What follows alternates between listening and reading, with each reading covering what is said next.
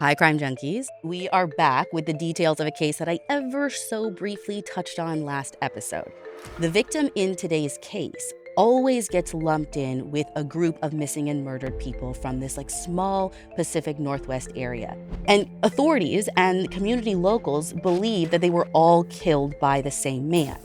But this case has always been the outlier because of how this young woman was found, dismembered in garbage bags floating in the Snake River. The thing is, I think she very well could be a victim of a serial killer, just not the one that we talked about last week. I have been tracking a new man who somehow kept turning up in the same areas as dismembered women in the 80s. And I want to bring you guys in on the investigation because I need your help. But let me start with the University of Idaho student whose story came well before the Idaho 4th that we talked about 2 weeks ago. This is the story of Kristin David.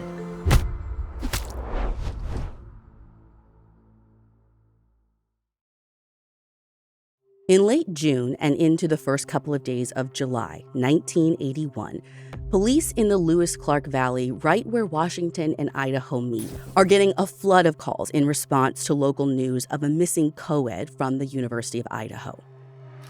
22-year-old Kristin David was on summer break, and while she was going to be staying with her sister in Lewiston, Idaho, she wanted her bike and a couple of other things that she'd left behind at her campus apartment. So on June 25th, she had a friend drive her the 30 miles or so back to Moscow, Idaho, so she could get her things, and then she was going to actually bike back the next morning on the 26th. I mean, the ride was mostly downhill. It would take her maybe 3 hours, easily doable for Kristen. Except she never made it back to Lewiston. Both her and her bike just vanished somewhere along the long stretch of Highway 95. Now, it took a few days for police to consider foul play in Kristin's case. But as news of her disappearance made its way to locals, plenty of people were calling in sightings of her from the 26th. Some were innocuous, just saying that she was biking alone, but those kind of helped pinpoint how far she might have made it before she disappeared. But other sightings were more ominous. And over again, police were hearing about a man and a mysterious brown van that may have been with Kristen on the side of the highway. Now, these sightings differ a little bit based on who comes forward. For instance, one man says that he saw the brown van parked on the side of the road, and a woman who looked like Kristen was loading her bike into the back of it with help from this man. They said she didn't look distressed, so he didn't stop or do anything or whatever. Then another witness named James claims to have seen a similar-looking van pulled over to the side of the highway close to this town called Genesee, which is just north of Lewiston. And in this sighting, the driver was standing outside on the driver's side, and a young blonde woman matching Kristin's description was standing towards the rear of the van, and the bicycle was laying in the weeds. Based on the scene, he assumed that the girl had some kind of accident and that this man was helping her. Although James says that he saw a shadow and 2 feet on the opposite side of the van, there was someone else on the other side that he just couldn't see. And he said he didn't stop because, again, he thought this guy was already stopping and helping and, nobody would need him. So being 1981, as police start getting a flood of these vague descriptions, they begin bringing people in to put them under hypnosis, hoping to get more details about this mystery van or ideally the license plate. All of the witnesses agree that the brown van was sporting an Oregon license plate. And a few under hypnosis can remember some of the letters and numbers. James says that the last 2 digits were 37. And that's backed up by another witness who says the plate had the numbers 737. Were any of them able to describe the driver? Yes, they were, and not any better under hypnosis, but in their initial statements, they all give this similar-ish description. One witness who was driving past says that this guy had this full kind of shaggy beard. Another describes this guy as quote-unquote grubby, whatever that means to that person. And James comes in with the most detailed description, describing this man as approximately 30 years old. He's a white guy, 5'10" to 6 feet tall. He said he had a husky build, maybe if he had to guess 175 to 180, with a trimmed beard, brown hair, and wearing a brown and white checkered shirt and army-type khaki pants. Although, as detailed as that was, I feel like it's worth noting that James's story changes some over time. Like, for instance, he gives 2 statements shortly after Kristen went missing. And the first, he mentioned seeing the feet under the van, like someone else was on the other side. But then in the second one, he doesn't mention any other person. And then the story he tells years later, when he participated in an episode of the series Cold Valley, it changes like more drastically, I think. At that point in 2018, he says that he was driving past and he spotted this brown van, but now Kristen wasn't standing up. She was laying down in the grass next to her bike as though she had been hit. And then he says he sees the driver, the one man, getting out of the van, walking back towards where Kristen was laying, and this dude was smiling. And there's no mention of any of these details before. No, and our team even tried reaching out to James, but we couldn't get through. So I kind of wonder if what he saw in 81 morphed into something more sinister in his mind, especially after July 4th, when people finally realized what happened to Kristen after she went missing.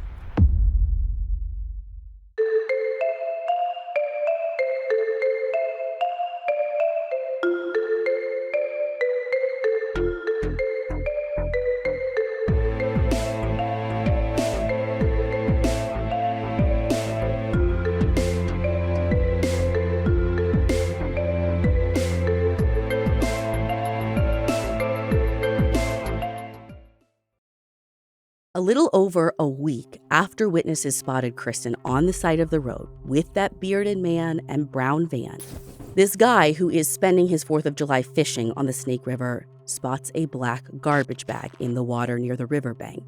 And it's unusual enough that curiosity gets the best of him and he looks inside. And that's when he sees parts of Kristin David. And then downstream, there is another one of these same black trash bags.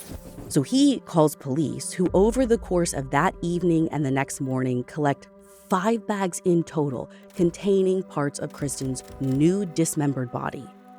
Though according to an article in the South Idaho Press, it would take 5 days for them to confirm her identity officially. Now, there was very little evidence to work with when they removed each part one by one from the bags. I mean, they couldn't tell exactly when she had been killed or how long she'd been in the water. But Detective Jackie Nichols with the Asotin County Sheriff's Office told us that investigators believe she had likely died either the day she went missing or very shortly after. Kristin's body showed signs of skin slippage, which is like a natural part of decomposition, but it is slowed down when a body is in the water. So according to my research, it can take as little as 24 hours for this to happen after a body is placed in water. Although there are like a ton of different factors that can impact this. So the working theory is that she was killed and then dumped relatively quickly. And then what probably happened is the bags sank to the bottom of the river before surfacing and then being discovered on the 4th. And all of that to say, investigators then were left with little hope of collecting any biological evidence. And none of her personal effects, like jewelry or anything else, was found on her body either. And it's interesting, I do see a note in the files that we have seen that says she had a wristwatch that she was known to wear, and that watch was located, but I'm not sure where it was found. Like, was it with her remains, or did they go back to her apartment or something and find it there? I don't know. But there was one clue left behind by whoever wrapped Kristen and put her in those bags. Each body part was wrapped in newspapers. And they realized that the newspapers were from 4 different issues of the Lewiston Morning Tribune. They were dated April 7th, April 17th, April 19th, and April 24th, which to me is interesting because it's not like someone just found one random paper. Like, it really is more of a series of papers, as though the killer used the ones that had been delivered to their home. And whatever was around. Right. And sure, there are thousands of other scenarios where these could have been picked up or found or whatever. But I mean, think about it. This person had to have somewhere to go to dismember Kristen in the first place. They're going to go somewhere that they know, somewhere that's private, that they are familiar with and feel comfortable in. Well, and so familiar that they may get the daily paper there. That's my thinking. Because nothing about this feels sloppy or rushed. This person took their time to do exactly what it is they wanted to do to her. I mean, her dismemberment is described as almost surgical. Like, whoever did this either has medical knowledge or has done this before. Exactly. And there were also signs of mutilation on her body and some sort of muscle or tissue in her mouth. Do we know anything about her cause of death? So transparently, yes. So we obtained some of Kristen's files through a FOIA request. And there is documentation of her cause of death and other injuries she sustained. But Detective Nichols has asked that we don't publicize that information. While she isn't the lead investigator on Kristen's case, she has done a lot of work on it, and she thinks that it would be best not to get into that in detail. And then we couldn't get in contact with the actual lead investigator at the FBI, and their office wasn't willing to answer any of our questions. So just out of respect for Detective Nichols' request, we're not going to get into that. But to answer your question, yes, we know and investigators do know. And here's something I can tell you that I don't think has been reported before, and something that I think could be a hallmark of her killer's MO. I told you they discovered 5 different bags in the Snake River. They found her head, her torso, both arms. Some of them were double bagged. And then her left leg and hips and buttocks were found all connected, but not in a bag. Now, the upper part of her right thigh was also recovered, but I can't tell from the reports if that was in a bag or not. But what I'm getting at is when all is said and done, when the whole shore had been searched and investigators were ready to pack everything up, the rest of her right leg, so we're talking everything from the knee down, was never found. Never recovered. What? Could searchers have just missed it?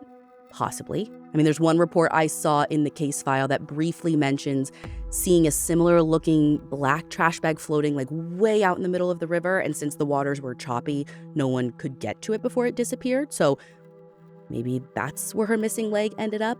But also I don't see any reports of that turning up later or being found by anyone else. And so I can't help but wonder, could the killer have kept it? And you'll see why I asked that question a little bit later. So it's not just me being like wild crime junkie theories. It really is the question of, could this be part of his MO? And that remains to be seen. So despite a thorough search of the shoreline, nothing else is recovered. And there's still the question of where her body went into the river. And detectives here are in luck because they're soon contacted by a woman who says that she and a couple of others found 2 separate stains of what looked like blood on the railing of a bridge a few miles upstream from where Kristen's body was found. So investigators go check it out, and the spots are still there. And it may be because of this that investigators start theorizing that Kristen's body was dumped off this bridge into the water below. And then 2 witnesses even come forward later stating that they saw what looked like a dark van parked on that bridge, possibly on the same day that Kristen went missing. Now, these witnesses didn't actually see anything suspicious. They just said that the driver of the van sort of matched the description that they've been working with. And the guy didn't look happy that someone had seen them. But it's not like this witness actually saw this person throwing bags over the railing. And I could talk to you about who saw the spots and when they saw them and go round in circles, but I'm not going to build you up only to bring you down because samples of that maybe blood are collected, later tested, and it's determined to not even be blood at all. It doesn't mean that someone didn't still use that bridge to put the bags in the water. Doesn't mean it didn't happen on a tight timeline. Right. But this doesn't offer any kind of proof. Like, they're right where they were before. Did they ever find her bike or pieces of her bike or anything? No, not her bike, not her clothes, not even some of the personal items that detectives learned she would have most likely have had on her, like her checkbook and her coin purse. When you say coin purse, and I'm thinking of a serial killer, it feels like one of those things that he would keep as like a trophy, or is it like a trophy or souvenir? It depends. There's like a difference, right? Right. It depends on what he would have done with it. If I remember correctly, like trophies, I believe are the kinds of things that killers would give to someone else. So they can see them wearing it or holding it. Like that's what they get off on. Souvenirs, they kind of just keep tucked away. Okay, but still, I could see him keeping something little like a coin purse or a checkbook. But something big like her bike, I feel like that would be hard to like hide away. It would be like noticeable. I know. In my mind, like throwing it in the river would have been easy. But I mean, unless they totally just missed it, like they searched that river. It's not there, which makes me come back to the idea that it could be this guy's home or something like that, wherever he did the dismemberment. Like, did he have a place that he could also store the bike to keep that out of sight? Do you think there's a chance that he could have done everything in like the back of his van? Like this van keeps like popping up in these like sightings and stuff. So it's a possibility. And actually, Detective Nichols said something interesting that might play into this. So she said that whoever dismembered Kristen had some struggles with her legs. Like one of her upper thighs, either the right or the left, I'm not sure which one, had some cuts that indicate that her killer had trouble dismembering her, like I said. So to kind of spell it out for you, Kristen essentially was taken apart at the joints, almost like a hunter would break down an animal. So maybe he's in an area where when you have a limb as big as a leg, like you have issues, right? That's totally possible. Yeah. Like if you're in a van. Right. Or the other alternative, one of the reasons he might have had trouble is if you think about a hunter who's used to animals, on humans, the hip joint is higher than you might think. Which would indicate a hunter versus someone with like medical knowledge of the human anatomy. Like that's not a mistake that they would make. They would know that it sits higher. Right. So again, is he like cramped for space or did he not know where to go in at initially? And again, this is just a theory. And I feel like hunters in rural Idaho are a dime a dozen. Yeah. So who knows if it even means anything? But regardless of the killer's background, the search for that van is all the more important. So based on what they know from witness sightings, detectives come up with a list of plates and vehicles that they want to check. I mean, they literally went to the DMV in Oregon, pulled registrations for every Oregon plate ending with a variety of combinations of the reported numbers, 73737, whatever. And then from there, they whittled it down to just brown vans. And then they individually followed up on every single one. It was time-consuming and difficult and would have been worth it had anything come of it. But unfortunately, check after check, they don't get anything. They don't get any suspects that seem to stick. And even though they do a bunch of searches of nearby houses and sheds and barns, basically anywhere that could hide a very bloody crime scene, that turns up nothing either. They aren't out of things to do yet, though. A composite sketch is created within the first few days of the investigation based on those witness reports. And they're fine, but not any more helpful than the vague descriptions we already have of a white guy with brown hair. But forget what this guy looks like. Who is this guy as a person? Like a profile. I love a good profile. This one delivers. I'm assuming it's made by the FBI, though the document doesn't actually say. But we know that they've taken over the case now, and back in the early 80s, local law enforcement agencies were not profiling. That was the feds. So they put together this 20-point psychological profile of this guy. Okay. White male, probable age 21 to 28 years, living alone or with a girlfriend or mother. Mother would dominate family if family is together. Considered intelligent, but is an underachiever, i.e., others think he could do much better than what he does. High school education or better. Probably owns a late model vehicle of which he is proud of, cruises the area in his vehicle. Which, side note, we saw that before. Yeah. It was in the Eve Wilkowitz case that we did, I feel like it was a year or so ago at this point for Fan Club. And I always wonder where that comes from. What about a crime tells you that someone's into late model cars or has one? Well, yeah. And if I'm remembering correctly in Eve, we thought that maybe that had been connected to a witness sighting or something. Yeah, but that was a guess. But here, I don't see any witness statements about a car like that. I mean, granted, I might not have everything, but I don't know. I'm kind of just wondering if they think certain types of people are drawn to those, and does that say anything about the larger population who owns these? BAU, call me, I have follow-up questions, but let's keep going. Yeah. Probably has an arrest record or discipline record going back to teen years. The record would be for crimes against persons, i.e. assaults, bites, violent type acts. Has a hard time keeping a job as he considers himself better and more knowledgeable than others, therefore will not follow directions and orders of others. Considers himself superior in intelligence to law enforcement officers, therefore, he will follow the investigation and might leave clues as the investigation progresses to aid police. Might return to the crime scene at later dates to fantasize and relive the situation. Crime scene occurred in one area and an attempt to hide body and evidence made by taking it to another area, all in the general area of where subject lives. Souvenirs will be kept for fantasizing, which might include body parts clothing and other personal items victims had at the time. So when you were talking about coin purse, yes, possibly. When you were talking about the lower part of her leg. Also, possibly. This is what I was saying I was obsessed with. Photographs might have been taken of the body to help relive event at later date. Victim will not be known to subject, but was available when situation presented itself. Death probably came quickly to victim, no torture. There might not have been any sexual intercourse before or after death. Oh, question. Was the mutilation to Kristen done pre or post-mortem? Likely post, according to Detective Nichols. Number 14. The incident is psychosexually satisfying to the subject, although an impersonal event. The victim means nothing to him, and he has no remorse over what he did. Subject will have lived in the area for a period of time and will be known to various people in his community. Bite marks or stab wounds commonly made after death. Weapon used to cause death will normally be his own as opposed to a weapon of opportunity.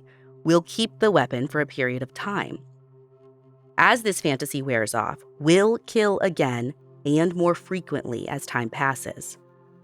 Will have fantasized about what he would do to a girl if the situation presented itself, i.e. premeditated. And when the situation does occur, he conducts himself as he has fantasized. And finally, might have left the area after the killing, moving to another town and establishing himself, job, etc., before he will kill again.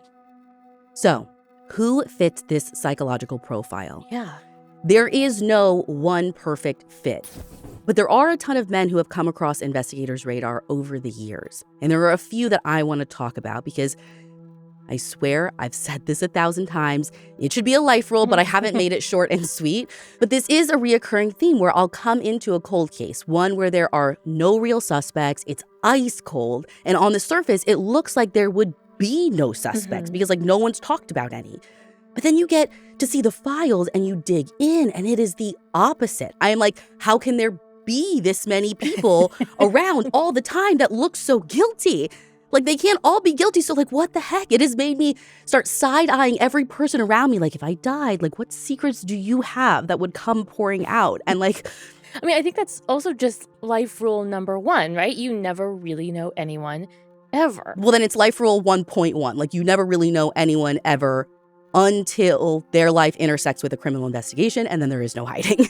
Unless you have a bad detective. Life rule 1.1. No, I'm just kidding. All that to say, even though the Kristin David case has only publicly been linked to the Lewis Clark Valley murders and disappearances, there were plenty of other highly suspicious people that came on law enforcement's radar. Okay, the first couple of guys that I want to talk about are ones that made a splash for investigators early on, but then fizzled out pretty quickly. So first was George Williamson, aka Buzz. Now, Buzz came on police's radar because he actually made a report about another guy that he thought could have killed Kristen. Now, that other guy gets cleared, but Buzz remained on police's radar. He lived on the same street as where Kristen was going to stay for part of the summer. Plus, he matched both the composite sketches and some points in the psychological profile and was known to be bitter and hateful towards women due to a divorce and custody battle. According to Detective Nichols, Buzz also claimed to have done some truly horrific stuff, like disemboweling people in Vietnam when he was deployed there. He even had a van, although it was purple and yellow, and mistaking it for being brown when so many people claim to have seen a brown van seems unlikely. Yeah, purple and yellow, quite different. Right. But all of that, like, even though it's suspicious, Detective Nichols told us that the FBI has ruled him out. Ultimately, they determined that a lot of the claims he made about disemboweling people were actually false. Buzz had been in the military, but he had never been deployed to Vietnam. And all those claims of, like, what he did were just, like, one of numerous lies that he told. Detective Nichols said that while, yes, his claims are disturbing, he's also very mentally ill and makes claims all the time that can't be substantiated. So while yes, he should probably stay on police's radar, they don't think he killed Kristen. Plus, that van he owned, he even sold that by the time Kristen went missing. So next up, there was Donald White. In an interview with police a few years after Kristen's body was discovered, Donald talks about his friend, this guy named Larry Knopf, who he claims he used to grow marijuana with.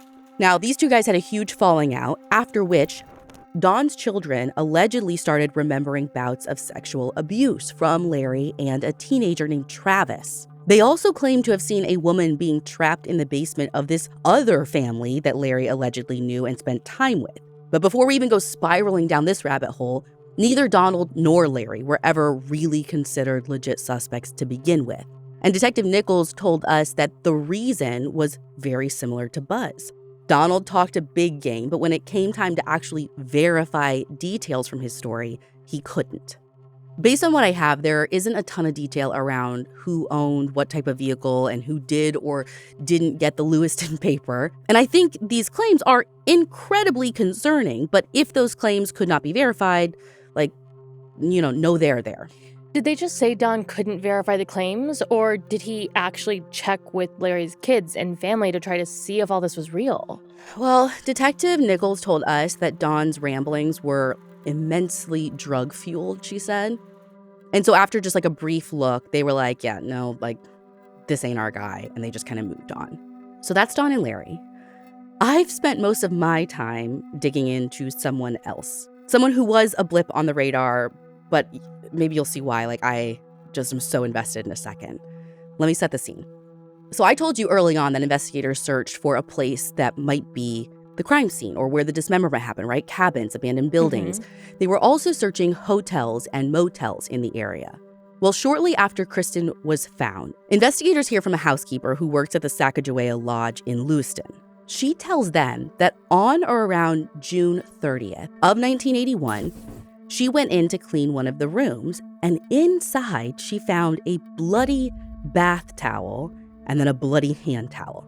And I'm not talking about ooh, I nicked myself shaving, little dabby dabs. She claims that the larger towel was completely soaked, save for one corner. Now, she couldn't remember exactly which room she found the towel in.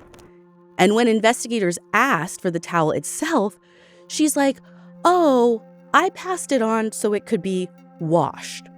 And then presumably reused. Yeah, I was just if it's being that, no. This is a whole side story, but I spent so much time on this. I want all of our listeners, if you work in the hotel service industry, maintenance, housekeeping, I want to know your most horrific story because I cannot fathom. This feels like it's got to be up there, but she's so nonchalant about it. That she's just another blood-soaked towel.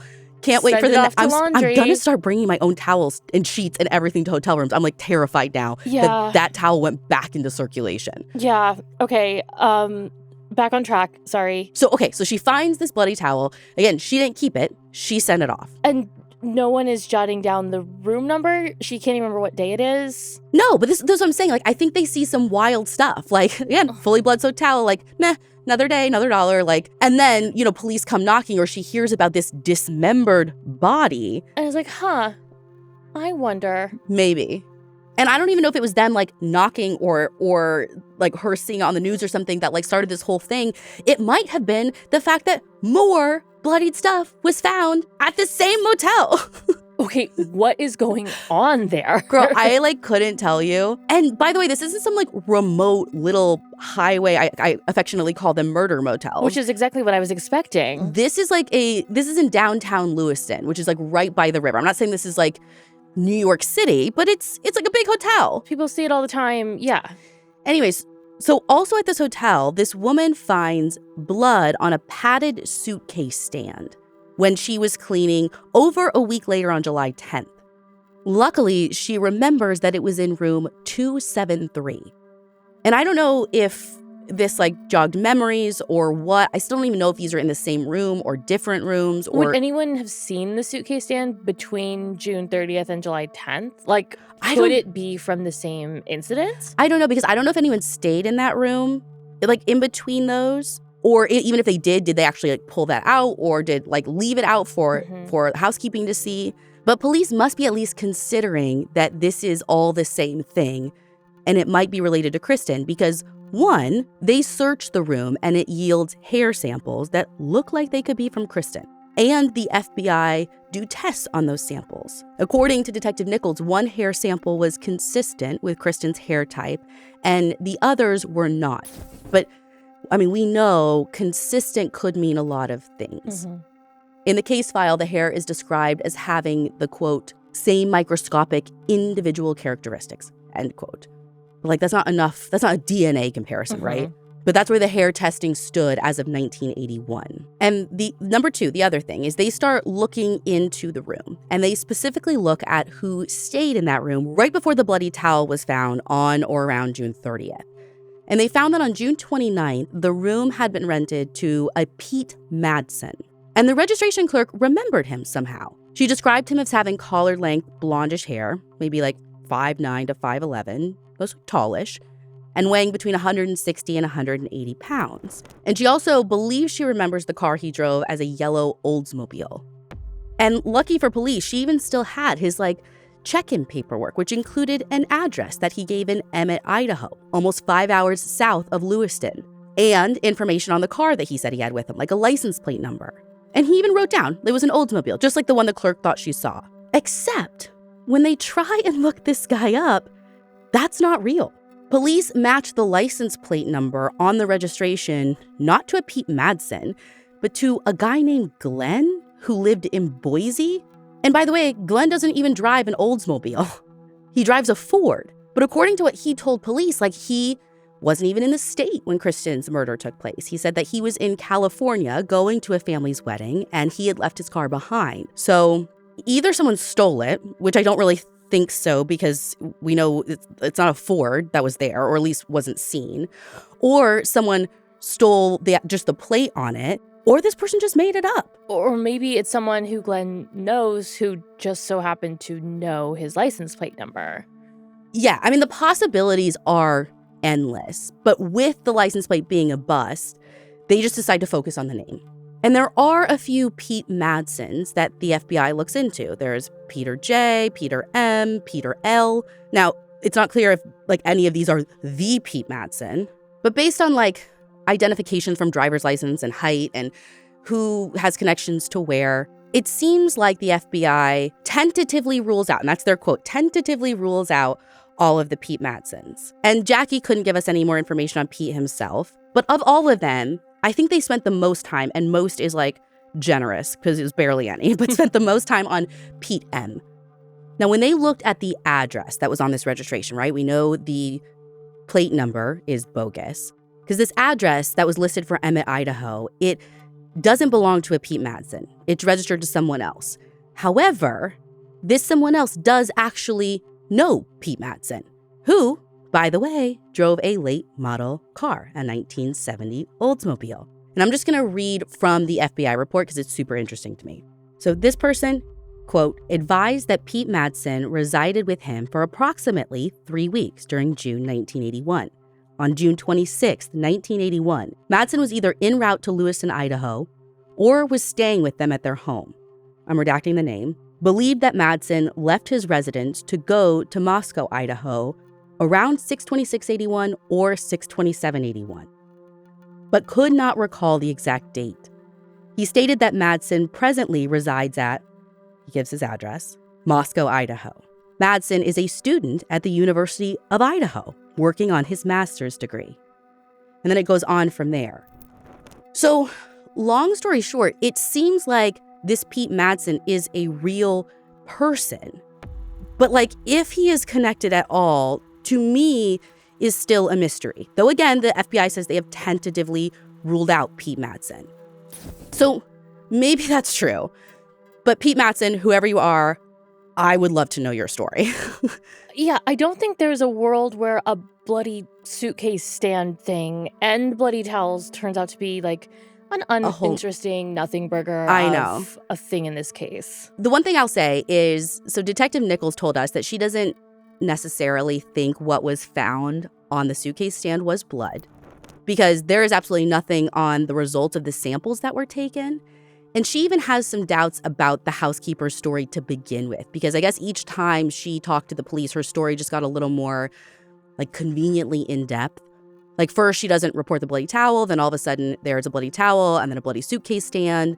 And then even later she said that she saw a man holding a bike on Highway 95. Like it just seems like there was more to the story every single time. And it's so specific to Kristen that Detective Nichols wonders if maybe she embellished her story. Still, I can't shake it. Like, it's just like I get these like little spidey sense things sometimes. I'm obsessed with this whole Pete thing. And not because this Pete Madsen guy had anything to do with it. Like everything on that registration seemed to kind of be bogus. Why? Like, was it really someone named Pete Madsen? Or did they just pick like, I mean, they would have had to know that like that guy had a friend named Pete Madsen. Right, like there's like so many things that like have to fit perfectly together. I know. For it to be explained. It seems so fantastical. But I'll tell you, this has nothing to do with anything, but this is like one of those crime junkie tangents. So when I got obsessed with this Pete Madsen, I'm like, who is Pete Madsen? Where is he at now? Google. Do you have your phone with you? You told me to keep it with me today. You need to just Google Pete Madsen. Nothing else? Just Google Pete Madsen or Peter Madsen. Ashley, I watched this documentary. What are the odds? So I can't even like summarize it, but Peter Madsen has had like a submarine, and correct me if I'm wrong, like this journalist comes on and is like interviewing him about the submarine and goes on the submarine for like a ride and then doesn't come back. Because Peter Madsen dismembered her. Yeah. So it's not the same Peter Madsen. Like literally, like the timelines don't add up. There is no world in which this guy is that guy. Right, and like the case that I'm talking about with the submarine happened in like 2017, 2018, like very new, pretty recently. Again, has nothing to do with anything. But when I Google and the first thing to pop up is this, I was like Peter Madsen murderer, dismemberer. I was like, what are the freaking odds? It was so that's wild, odd. But obviously that didn't happen earlier, and Pete Madsen of 1981 was more of a blip on police's radar. They were far more interested in people like Otis Toole and Henry Lee Lucas as they popped onto the radar. Oh, what cases haven't they shown up in? Honestly, I need to do an actual episode on them someday because I truly don't know what they have or have not been firmly linked to. But these dudes were like serial confessors. I was gonna say, do an episode. It would just be a list of episodes we've already done. Yeah, crimes that they confess to that we've already covered and they have nothing to do with. That would be the episode. Especially when you have a case where dismemberment was involved. They tend to always show up, especially around this time. But if you know anything about them, I don't think they fit the profile at all. And there's no point in spiraling here because Detective Nichols told us that they too have been ruled out. Now, police did spend some time looking into a suspicious butcher. Oh. Which I was like, again, I know we said we're looking for someone with medical knowledge, but like we talked about a hunter. Yeah, and a butcher would like fit into that sort of like knowledge base. Especially when you think about the fact that each body part was wrapped in newspaper. Like that feels very butcher-esque to me. Yeah, like wrapping meat in butcher paper. Yeah. So this guy, his name's Mike Spring, he comes on the scene because in September of 1981, he wrecked his pickup truck, but then left the scene of the accident. And when a state trooper found the wreckage, he found several large knives inside. Which, like, might not be suspicious for a butcher or, like, meat cutter. Maybe not. But when they tracked Mike down, they learned that he went by a completely different name. Oh. Jim Blunk, which turned out to be his real name. So Mike Spring was just an alias. And I'm not sure what exactly made investigators zero in on him at the time. But when he was asked what he was doing the day that Kristen vanished, he claimed to be out of town. And although there is nothing in the report explicitly stating that his alibi was confirmed, Detective Nichols told us that they must have confirmed it or found some other reason to eliminate him because she said that he was definitely eliminated. And I looked him up because like my biggest thing in these is like, just because something was done a bazillion years ago, if something is still unsolved, maybe like go back and check. I was gonna say, like, I feel like this is such a situation where it could be like, but did we cross that T? Right. Like, how many times have we said like, well, they must have been ruled out because we aren't talking about them today, and like that hasn't been the case. I've met so many investigators who are working a cold case, and the file leaves something open-ended, and I'm like, so how do you know this guy's ruled out? And they're like, oh, well, we just know they moved on. They're like, oh, somebody before me did it. I'm like, yeah, but how? And if you can't say how. It's like, show your work, right? All that to say, I'm not saying that the FBI has that wrong. I probably don't have a lot. But with most of these people, I'm like looking up just to see, hey, has anything happened between 1981 and now that would like stand out? The only record I could find on this guy was like a DUI. So you can see a lot was happening in 1981. Lots of men are coming on their radar for nefarious reasons. But then comes 1982. That's when someone comes on their radar for writing a song. Okay, a song feels like a crime junkie first. I know, and I love that I still have first with you. Like, I just hate that it's this, because this song will make your skin crawl. So, in 1982, there is this student at Washington State University who wrote a song called I Don't Want to Go to Jail. And this song had been printed in a program promoting a rugby game. And I have the lyrics, but like, I hope I'm doing a good job at pretending I'm okay. I'm like starting to get really sick and lose my voice. And so if you don't mind, I planned on reading it, but I'm gonna have you read it instead. Oh, this is like a proper song. Okay. That they printed. Yeah, Just okay. Stop, I can't. I don't want to go to jail. I don't want to go to jail. I met a girl and I really had to know her, only a few ways I could really show her. I built a fire and threw her up on top. And as I walked away, she began to snap, crackle, and pop. Put her in the bathtub, threw in the radio, and as I turned away, she began to glow. Had her over for dinner, put glass in her food. As she began to choke, the blood really spewed. Jabbed a knife in her uterine wall. Now she can't have any children at all. Reached down her throat, and I pulled out some veins, cracked her skull like an egg, and poured out her brains. You guys, I'm only like halfway through. It keeps going. I took a fork and stuck it in her eye. Now she can't laugh, and by God, she can't even cry. I took an axe and nipped off all her toes. I took all 10 of them and stuffed them up her nose. I took barbed wire and wrapped it round her throat, threw her in the river just to see if she would float. I tied her down and plucked out both of her eyes, smeared her with honey, and left her for the flies. Threw her in the oven, turned it on to broil, and when I opened the door, she was stuck to the coils. Broke both her legs, and I poured out all the marrow. Cut off big hunks of her flesh and fed them to the sparrows. Now I'm in jail, and I love her oh so much. I kept her hand so we could keep in touch. And then there's a little note at the bottom that says, repeat as many times as intelligence permits. Ashley, we've talked about this before. You have me read some of the most horrific things on these episodes. This might take the cake. The cake? So this guy, apparently, it wasn't just him that wrote it. He said it was him and a group of his buddies. Okay. Why write it? And then also this was published advertising like a sports game at the school. What happened here? Yeah. How are you like, we're just gonna like skip over the national anthem. Let's print this instead. Like, for sure. The 80s were a lawless time. And I'm not gonna say this guy's name. We looked into him. No criminal record. Detective Nichols says that this was just this dude being a dumb kid. A really dumb kid? I agree. I mean, like, how you have to like, I don't know. But anyways, this guy is one of the few people who actually like picked up the phone and talked to us for this episode. He's like, listen, this was a really stupid thing to do. We did it as a joke when I was like drunk with my buddies. And I guess he says that like writing traditional like rugby songs or writing rugby songs is some kind of tradition. And normally they're more sexual in nature. So I don't know if like that was like a justification for what is happening on this page. But he, in the end, like to us, he claimed that he didn't even know who Kristin David was. And by the way, that even though this came on police's radar, I know it did, they never actually spoke to him. So they must not have taken this very seriously. Now, even though they never questioned him, there was a women's rights group who wrote an article in the paper basically calling him out for all of this.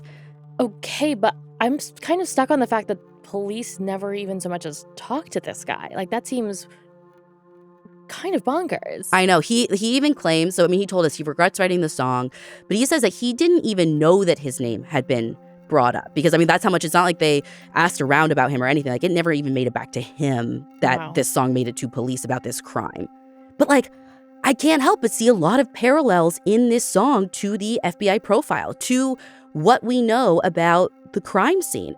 Well, I feel like I hope you heard it while I was reading the lyrics. Like, there are, like, very direct parallels. Right. And, like, sure, okay, the FBI says that he didn't do anything. You know, he doesn't have a criminal record when we look it up now. All fine and good. But, like, you know, my question is, like, who are these people he wrote it with? Like, I bet they would fit square into this profile, too. I have a lot of questions still about this, but I seem to be the only one. Now, there are more people like this kid who pop up for weird reasons, but who are either deemed not even worth looking into, or who quickly get ruled out. I mean, the case file is full of them. But there is one guy who Detective Nichols is still suspicious of all these years later. A man named Harry Hatman. Harry was originally arrested for the sexual assault and murder of a young girl in 1968. But he escaped the facility that he was being held at and remained on the run for years. And he lived in a remote cabin in Hell's Canyon, Oregon, which is like 2 hours from Lewiston, Idaho. Now, when he was on the loose, they ended up finding out that he committed several violent crimes in the area, including abducting a woman. And then he finally gets rearrested in 1993. Like, he was on the run for a long time. So Detective Nichols has always wondered if he could have abducted Kristen, taken her to his remote cabin hours away from Lewiston, killed her and dismembered her there. Detective Nichols even says that Harry was somewhat of a career student, like he would go to various colleges and take classes when he could, presumably even while he was in hiding. So it's possible that he could have gone to the University of Idaho, where he saw Kristen. We also know that he was a big game hunter and previously had driven vans, although it's still unknown if he actually drove a brown van at the time of Kristen's disappearance. And unfortunately, he's not around to even ask anymore, as much as Detective Nichols was suspicious of him. He died by suicide in 1994. So I have to ask, because it's kind of the guy who brought us here. Does Lance Voss ever show up in any of Kristen's case files? So that's what's so interesting to me. No. Lance, if you didn't listen to last week, he is this guy that everyone talks about in connection with a lot of the crimes that were happening in this area. Disappearances, murders. Which is like Kristen gets lumped into in a lot of them. He is not mentioned once in what I've seen, which really, at least for me, confirms that she's probably not related to the other murders and disappearances in the valley. But for some reason, like you said, she keeps getting lumped in. And I think that can cause real harm, you know, like maybe someone hasn't come forward with information because the public has tunnel vision, or the public thinks like, oh, police must be thinking this is right. They don't think necessarily that he did anything to Kristen. But that is not to say that her case isn't connected to others. Maybe we're just looking at the wrong suspect. Dismemberment is a very specific method. What was done to her body in death was specific. And this does not feel like something that just happened as a one-off, out of the blue. There are other dismemberment cases in the Pacific Northwest area around this time frame. But what if one part of the profile that's wrong is the part about this guy being local? And I know there was a part in the profile that suggests like maybe he like knew the area for a little bit. Like what I think is like, what if he was local for a minute, say, like stationed nearby, but he moved around? Because recently I've been looking into a former military man. His specific job in the military was as a medical lab specialist. And it seems like wherever this guy traveled, dismembered women showed up. Colorado, South Carolina, Idaho, Wisconsin, Illinois, Georgia. Dismembered with precision. Plastic bags, often left around water, but not always. Specific ways in which the women were killed before they were dismembered. I'm not going to go into detail on the other cases because I can't say 100% that they are all connected or connected to this man yet. But I find it very interesting that this happy-looking family man on Facebook in 2025 was actually charged with murder on a military base in his early years while stationed overseas. He got off on a technicality and continued to serve and be transferred all over the country. And by the way, if you look this guy up, the way I've been looking up other people to look at his criminal record, there is not one that pops up, which that's the part I can't wrap my head around. I don't know why none of this is showing up, even though I know other agencies have talked to him. And also, I found it really interesting that years down the line, his son was later convicted of a brutal murder. And he had some choice things to say about his dad and his upbringing. And listen, I know I am being vague, but it is because I can't say much yet. I usually don't bring all of our crime junkies in until way later in the investigation, but I actually want to try something new. You guys have proven to be an invaluable resource, and all of your eyes and ears and brains combined is better than months of my own heads down researching alone, which I am still not stopping. But here's what I need. I'm looking for more cases that could fit into a similar MO. Cases that happened in the 70s, 80s, 90s, maybe in the early 2000s. We're looking for murdered women who were dismembered, found in trash bags, and whose bodies might have showed signs of mutilation. Specifically cases where body parts were cut off in addition to the dismemberment. Or cases where even after the remains of the victims were recovered, parts of the limb or part of the victim was still missing. The case you're thinking of might just fit some or even all of what I mentioned. But if you know of one in your area that is close to what I said, please email tips@audiochuck.com. There is a very real possibility that Kristen's case isn't connected to the military man I'm looking into. But whoever killed her, I have to believe that he did it before or after. And whether Kristen is connected or not, people are looking into her case. Detective Nichols told us that testing led by the FBI continues to this day, especially on those newspapers. And they wouldn't hate a helpful tip to nudge their investigation along. So if you know something specifically about Kristen's murder, or someone you think might be worth looking into, reach out to the FBI office in Salt Lake City. Remember the profile. He would have been young, sounds like maybe a bit of a narcissist, and there are likely other murders that have popped up wherever he goes. Maybe he owned a late model vehicle. Maybe he has or had a brown van. Maybe he let something slip, and you're remembering it now as I'm talking. If that's you, reach out to the FBI. And let us know too. This is a story we're actively following and reporting, so we would love to hear from you.